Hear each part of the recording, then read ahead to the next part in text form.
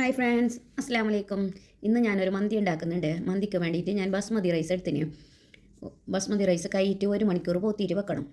അതിലായിട്ട് ചിക്കനും മസാലയ്ക്ക് വേണ്ടിയിട്ട് മുളകിൻ്റെ പൊടി, കുരുമുളകിൻ്റെ പൊടി, മഞ്ഞൾപ്പൊടി, മല്ലിപ്പൊടി, ചിക്കൻ മസാല, ഉപ്പ് ഇതെല്ലാം ഇട്ടിട്ട് നല്ലപോലെ മിക്സ് ആക്കിയിട്ട് വെച്ചിന്.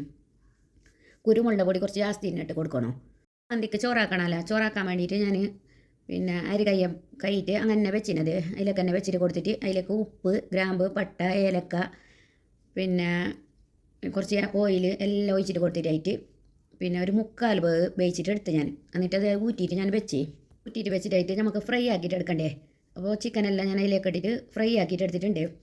മന്തിക്ക് വേണ്ടിയിട്ട് ചോറിൻ്റെ മസാല എല്ലാം ആക്കണ്ടേ. അതിന് ക്യാപ്സിക്കം, ഉള്ളി, മാഗി ക്യൂബ്, കുറച്ച് ജാസ്തി തന്നെ കുരുമുളകിൻ്റെ പൊടി, ഓയിൽ, മല്ലിപ്പൊടി, മുളക് പൊടി, ഫ്രൈ ആക്കിയിട്ട് വെച്ചിട്ട് ബാക്കിയുണ്ട് എണ്ണയില്ല അതിൽ നിന്നും കുറച്ച് കൂട്ടിയിട്ട് കൊടുക്കണം. അവർക്ക് എല്ലാം മിക്സ് ആക്കിയിട്ടായിട്ട് നമുക്ക് ഫ്രൈ ആക്കിയിട്ട് വെച്ച ചിക്കൻ ഇട്ടിട്ട് കൊടുക്കാം.